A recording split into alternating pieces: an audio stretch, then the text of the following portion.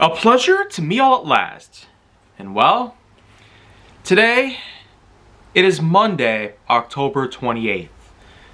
And for the record, there is a lot more material that I hope to cover for the rest of this season in films I'm willing to talk about again.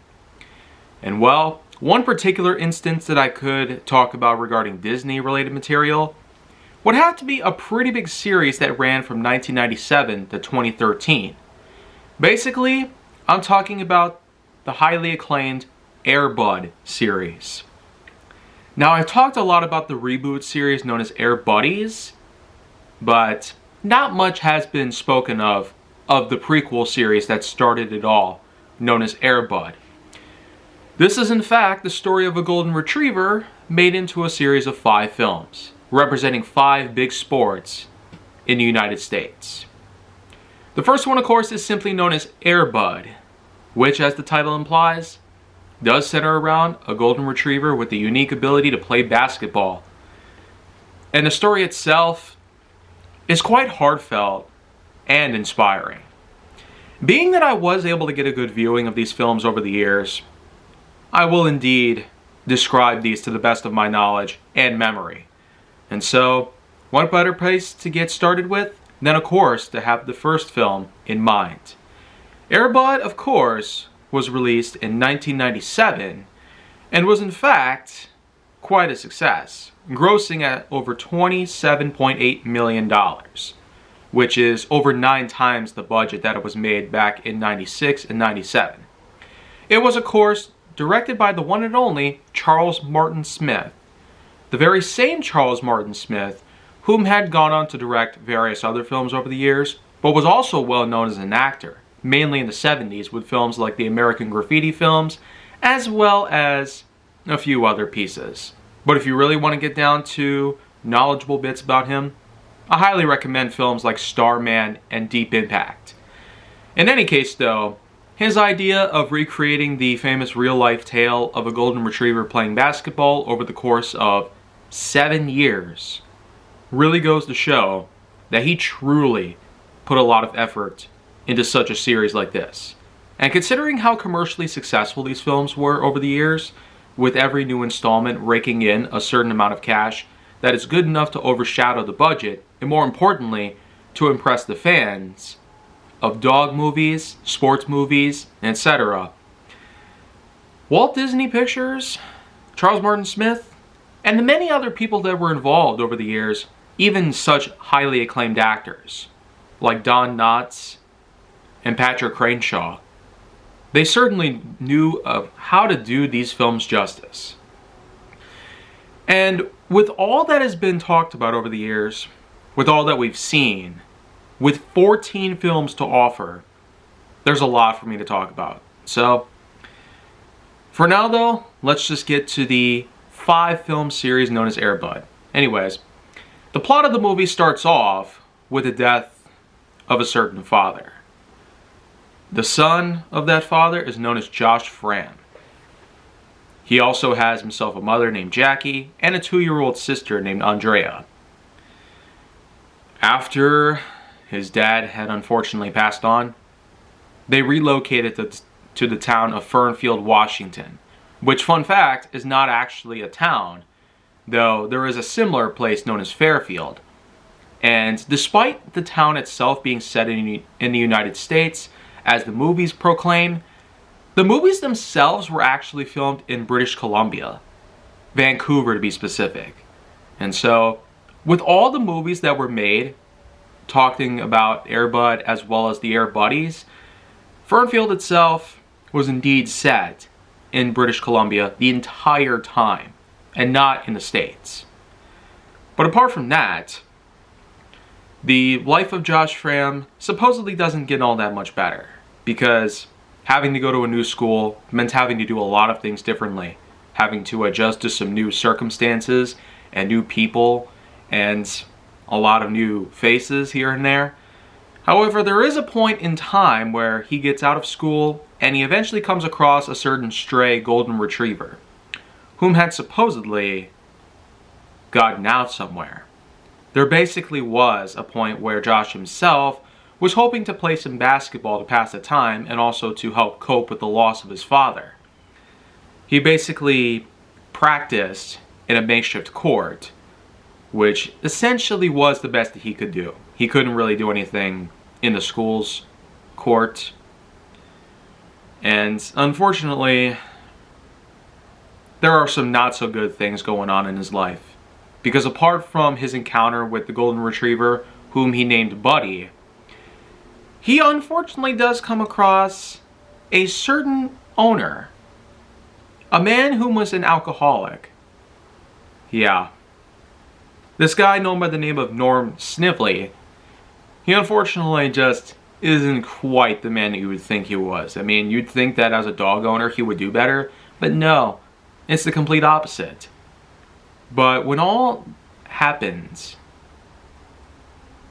there eventually comes a point in time when Buddy gets to meet Josh's family. They do thankfully work out an agreement that Buddy can stay with them until the holidays. They do need to find out what they need to do. They don't want Snively to get involved with all this. They don't want Buddy going back to an abusive owner. They don't ever want anyone to get involved with Buddy that affects him negatively. So of course, we eventually do get to see the unique, shocking twist that Buddy himself is actually a pro basketball player. Who would have thought? A golden retriever who has this kind of talent? Walt Disney was able to not only pay attention to detail on all this, but also to ensure that they could get the best that they could have possibly wanted.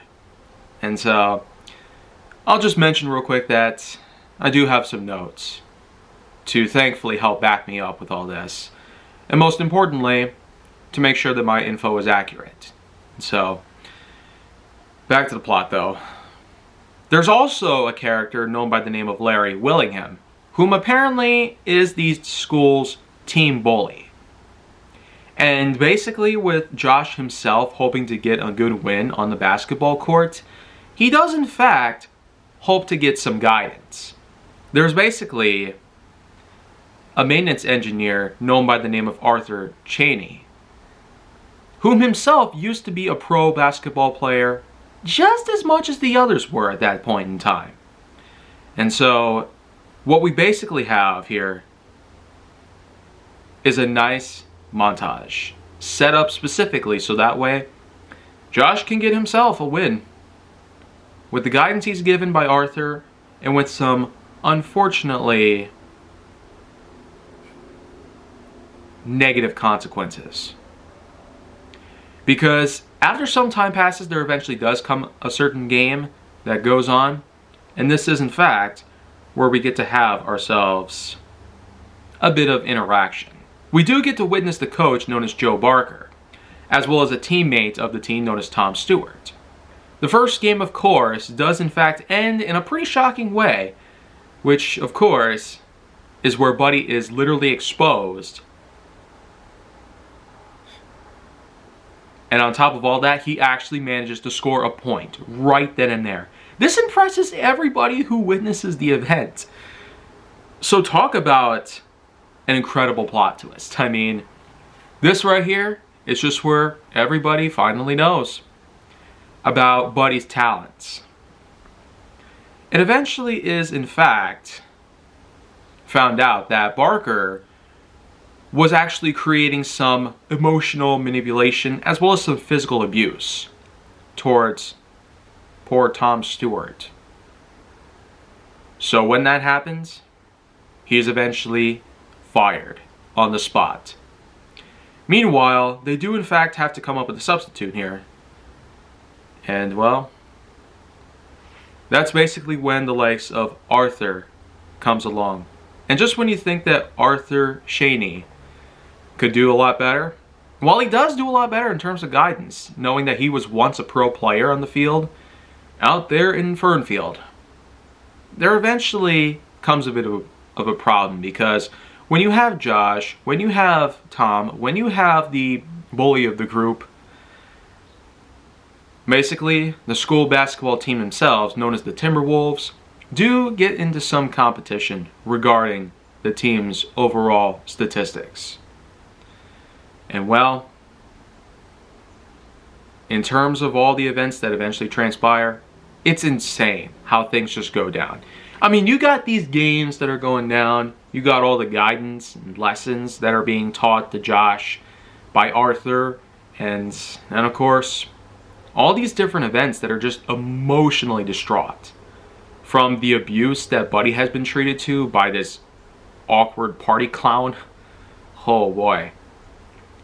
And on top of that, with a pretty mean coach, this really is a movie that's probably not for the faint of heart, but I wouldn't go so far to consider this as something that all kids should avoid.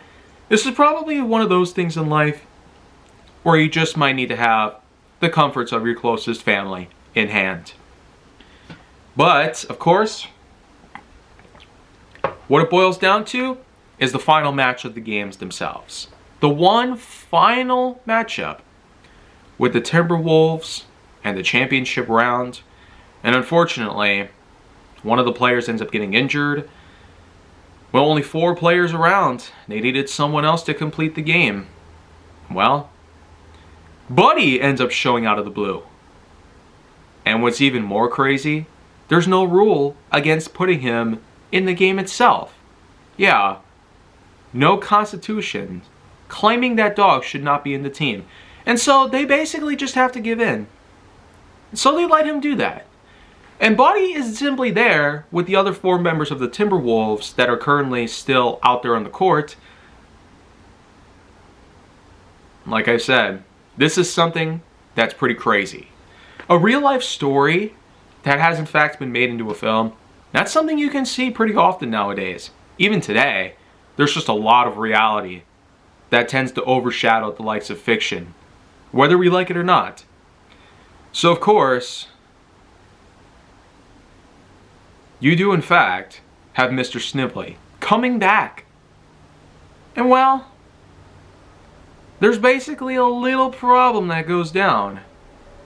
Because after the amazing victory goes down with the Timberwolves basically coming out to win, well, Snively in fact is back at it again. This time, he is up for a big bad lawsuit. He's basically going against the Fran family, especially with Josh and Jackie and even Andrea, because they're apparently holding custody of Buddy. And apparently, that's supposed to be a legal problem? No way. The guy is an absolute butthole server. He does not deserve custody of anybody, not even himself, which I wouldn't be too surprised about. Of course, after some talks go down, and after some public opinion had been raised up, well, it turns out Judge Cranfield basically votes in favor of Josh. So of course, Buddy is not only given permanent custody to Josh, but man, Snively is certainly down in the watering hole. And after all that, you have the Fran family taking in good old Buddy and living a happy life. Buddy is now a pro player in the field of basketball, but just wait until I cover the other 4 movies. I probably won't immediately follow up with Air Buddies, but maybe I'll talk more on that later.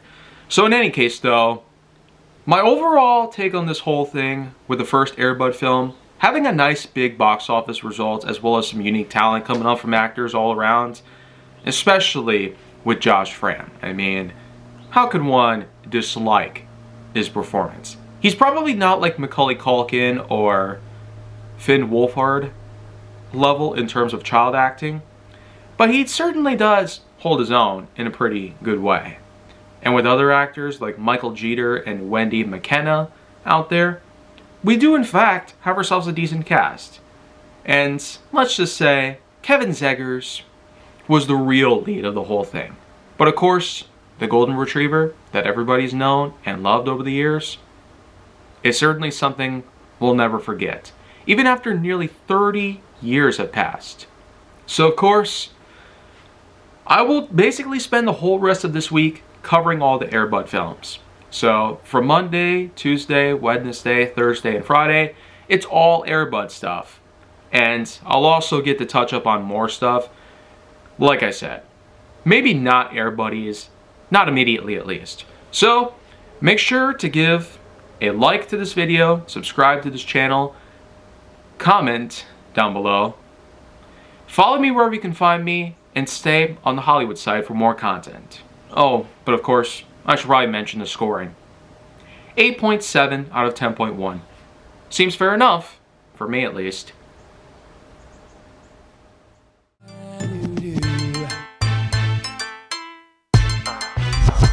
Whenever I want, I usually get, and I'm thinking I want you, but I don't have you yet.